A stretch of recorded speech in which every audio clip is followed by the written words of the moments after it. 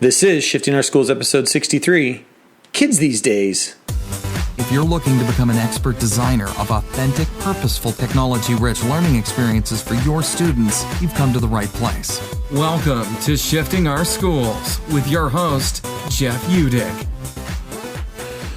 Well, welcome back to another Shifting Our Schools. Thank you for listening this week, and I hope you are enjoying your last few days of summer. For those of you who have them left, I know some of my international teaching friends are already back overseas, preparing for the new year, and some of them have even started school.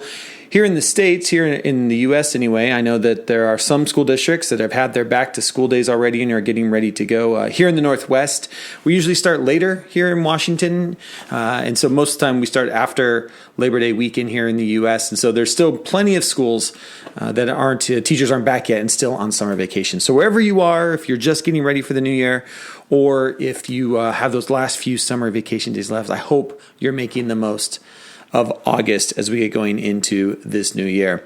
This week, we continue with our one-to-one Summer of Fun theme. As all summer long, we talk about different tips and tricks and strategies for teaching and learning in the one-to-one classroom. A little side note, if you haven't been following us on YouTube, you might want to head over there and do a quick search for Eduro Learning. You're going to find a playlist that is all for the one-to-one teacher. And there's even more tips and tricks over there in a series that I put together. I called it my 555 series. It's 5 videos with 5 tips or tricks in under 5 minutes. And so there's some great little tips and tricks there, along with some other videos that we have there for you as well. So just some other resources other than listening to podcasts. You can follow us over on YouTube as well. Thank you also to all of you who have shared your favorite podcasts on social media and with your friends. I'm happy to report that last week we crossed the 10,000 download mark, which I think is just incredible. Since we've been producing this, starting Shifting Our Schools back up in January, we've had 10,000 downloads, and every month getting more and more. So I appreciate you sharing with us, sharing this podcast with other people. And again, there's been so many people sharing like, oh, I love this episode. Last week, actually, we saw one of our favorite, one of your favorite episodes, by the looks of the downloads, were episode 61 on tips and tricks for setting up your LMS system this year. And that was myself and my friend Steve Murphy from the Enumclaw School District, who's a high school social studies teacher, and also the creator of our Google Classroom course over at Eduro Learning, talking about how would you set up your new classroom this year. You know, one of the great things about starting a new year that I think we get as teachers that you don't get in other professions is we get to start over every 9 months and actually do things differently. And with that, please make sure you check out all the new updates that Google just pushed out to Google Classroom. So right around ISTE at the end of June and then all through July, they've been pushing new updates. It's going to look a little bit different this year. So if you're heading back into school and you haven't had a chance to log back into Google Classroom, or go out and do a quick Google search for updates in Google Classroom, there's already some great YouTubes coming out that teachers are creating about some of the new features, some really great stuff to consider how we're going to set up our learning management systems this year, along with those tips and tricks that Steve and I shared in episode 61. So make sure you do that. There's also some really good updates that Google just pushed out to Google Maps. And some of you might know, if you've been around long enough, you know how much I love maps. I love mapping skills. And I think there's so many ways to use maps across the curriculum at all age levels. So a couple things you might notice that I think are really cool. And right now, I just checked on my phone. Now at the time of this recording, it hasn't come to the phone app yet. But on a computer or on a Chromebook, if you go to maps.google.com and you start to zoom out, so in the bottom right-hand corner, there's a little plus and minus to zoom in and zoom out. If you zoom out, you keep zooming out, and all of a sudden, the world isn't flat. And so they've taken the roundness, I guess, of the world that you find in Google Earth, and it's now in Google Maps. And so now we have actually, when it zooms out, things are proportionate as they actually are. And I think that's such a great update. It's such a small update. Here's a little trick, though, that I think is even cooler for in the classroom. And this is a little pro tip for you that you can take back to start your new year. As you're doing that in Google Maps, so you're at maps.google.com, you can zoom all the way out and the earth will turn round. And then in the bottom left-hand corner, you will see a little button that says satellite view. And of course, most people know you can turn satellite view on. But if you turn satellite view on in Google Maps, and then you go back and you hit the minus button one or two more times, it will actually bring up space. And this is Google has built in space to Google Maps. And you'll notice a new menu pops over from the left-hand side. And all of a sudden, you can go to Mars. You can go to Venus. You can go to the moon. You can go to a lot of moons, a lot more moons than I knew were out there. You can go to Pluto if you want, even though Pluto's not a planet. And even just recently, when I went there right before I started recording, they've added a bunch more stuff. And so you may or may not know that NASA has actually thrown some probes that are taking pictures of Saturn and Jupiter. They've added a ton of the moons of Saturn and Jupiter in there now that I didn't even know existed. I didn't know Pluto had a moon. And all of a sudden that showed up today when I got in there, that Pluto's moon is now inside this Google space. It's such a really cool place to take kids and just another way to explore our universe. So check that out. That's maps.google.com. Again, right now it's only working in a full web browser, but I'm sure it'll be coming to the Android app and the iPhone app as well. So just a couple geek out notices there as we march on to the one-to-one summer fun. Also, just to let you know, this week's freebie, we've been giving out a freebie all summer long for our one-to-one launch. This week's freebie is our 10 hidden features of Google Docs that I think every student should know. We gave this away for a couple weeks earlier, and we're back. If you missed it and you really want that free PDF, you can head over. It's a great PDF that kind of walks through the 10 hidden features of Google Docs that I think would be perfect to make sure your students knew as you start the new school year.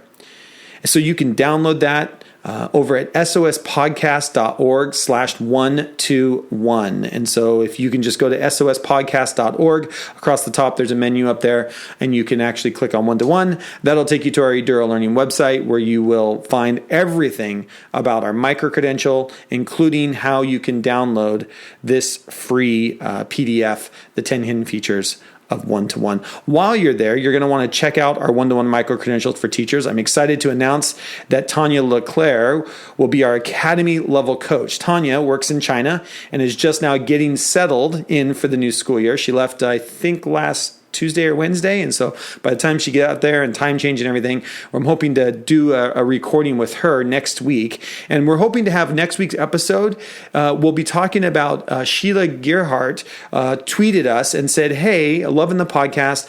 What are your recommended iPad apps? She works in an iPad school. And luckily, so does Tanya. So Tanya works in an iPad school. And I told her, I said, hey, what if we talked about this? She's like, oh my gosh, I've got so many apps. Trying to narrow it down to what we're going to talk about on the podcast will be the problem. So be looking for that if you're in an iPad school, or maybe a lot of iPads with younger students is still very popular. So next week we'll be focused in on that once Tanya gets over her jet lag and we get connected. And you'll get to hear from her as well and her excitement about being our academy coach for the one-to-one micro-credential. Of course, you can find out all the information about the one-to-one micro-credential over at sospodcast.org/one-to-one. Again, that's going to redirect you to our Eduro Learning one-to-one page, where you'll be able to see exactly what that's about. And that's kind of what I want to talk about this week. And while I was running, I had this thought that hit me the other day that I hear from time to time, and not all the time, but from time to time, about how, quote, kids these days just aren't engaged in learning, which is true. All of the data from students surveyed show that students aren't engaged. In fact, I will link this in the show notes, but a 2015 Gallup poll of over 1 million students across the U.S. showed that engagement in schools drops from 5th grade at 75% to 34% by grade 12. Only 34% of seniors say that school is engaging. We have an engagement problem in our schools, and yet we've never had more tools and more resources to engage students. So that led me to this question as I was running the other day. I think every teacher should be asking themselves, and here's the question: are kids not engaged in the way I teach, or am I not teaching the way kids are engaged? Let me say that again. Are kids not engaged in the way I teach, or am I not teaching the way kids are engaged? I think we have to get to a place where we have to own some of this engagement. That might seem like a simple flip of a statement, but I think it's huge as it puts the onus of engagement on us as educators. If students plagiarize, that's on us as educators, not them. If students give you an answer that they found on Google, that's on us for asking easy questions. We need to be able to ask questions that aren't Googleable. We need to have problems for students that they can't just go out and Google. If you give students a question they can Google, of course they're going to go out and Google it. That's what you would do too. There is no resource or textbook that your school district can buy for you in a one-to-one school.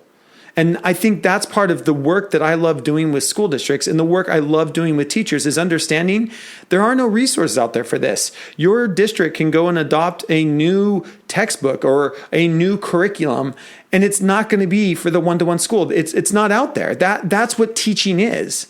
That's on us as educators. That's what being an educator is about, is looking at all of these resources I have. I have my textbook. I've got my standards. I've got my content I have to teach. I've got the internet at my fingertips. And how do I use all of that to engage students? The last 3 years, I've been working with Auburn School District here in the state of Washington. And actually, the last 2 days, I've been in some deep conversations with the teachers there. You've heard about Auburn from before. Even last week, I had Michael and Trina on last week's episode. And I just spent those 2 days with 40 teachers creating new units with the textbook as a resource. Not textbook as curriculum, textbook as a resource. 2 days. And I have 2 more days in October. This district has spent the time, energy, and money to learn to teach teachers how to engage kids differently. That is why we created the micro-credential at Eduro Learning. We work with school districts like this in long-term embedded professional development.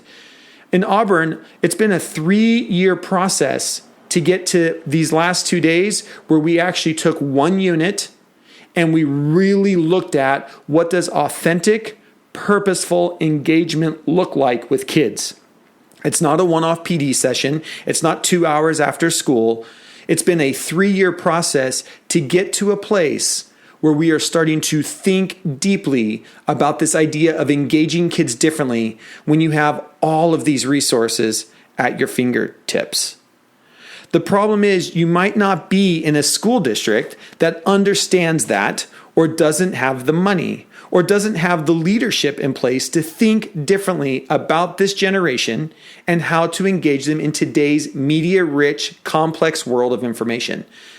And that's our goal. The reason why we created the micro-credential is, yes, we love working with school districts that, you know what, the leadership team's on board. We will sign a 3 or 5 year contract and we will help you get to that new place. But not every school district is there. And yet there are teachers in those school districts that are ready to move. That is what the micro-credential is for. That's why we created the micro-credential. If you are a teacher in a school district, if you're one teacher at a school and you are already listening to podcasts like this and reading blogs and thinking differently and going to conferences and you're frustrated, the micro-credential is for you, that you have 24 weeks with a coach by your side to think about teaching and learning differently. That's really what this is about. It's about having a coach. It's about setting out a professional development plan and thinking through all of this stuff and having somebody there by your side to bounce off those ideas with. And we get 10, 15 people in a micro-credential. You have other like-minded people to help and support you in that journey as well, because it's a journey. You don't just flip a switch one day and start teaching differently. It is a long-term process, and that's the work that we love to do.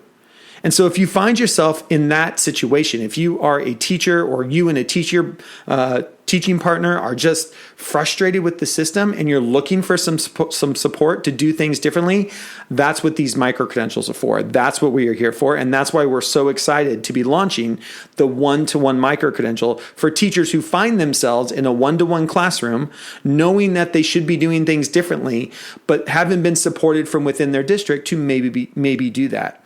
And so we will spend the year with you. We can say kids these days all we want. But the reality is, these are the kids we have. These are the kids we love, and it's our job to prepare them for their future, not our past. It's our job to make our content, our class engaging for them. It's our job to be more compelling than what's in their phone, to spark their curiosity and creativity, to help them want to know how to learn. That's the job of an educator today. And I hope that's your goal for this new school year. Until next time, we'll see you on the network. Thank you for listening to Shifting Our Schools with your host, Jeff Udick. Shifting Our Schools is part of the Eduro Learning Podcast Network. For more great content, visit sospodcast.org or follow us at Eduro Learning on Facebook and Twitter. Leave a review, rate, and subscribe. And we'll catch you next time on Shifting Our Schools.